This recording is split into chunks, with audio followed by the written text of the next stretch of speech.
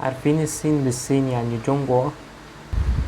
جونج يعني وسط، جوا يعني بلد، فحرفين الصين بالترجمة الحرفية وسط البلد، بس هي اسمها الصين يعني. فأنا النهاردة اخترت 5 كلمات أتعلم الرموز بتاعتها. أنا عارفهم، عارف معناهم، بس الرموز بتاعتها أنا مش عارفهم.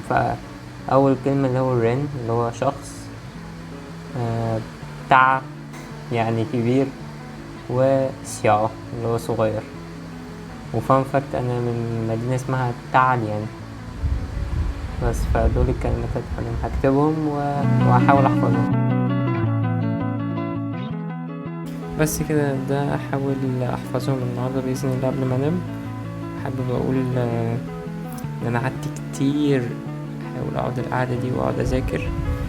يعني ممكن دي تكون محاولة ل80 من 3 سنين، والحمد لله قعدت اهو. ودايما بقول حاول مرة، حاول تاني، حاول تالت، وان شاء الله يعني ما وقفش والدنيا تظبط معايا المرة دي بإذن الله.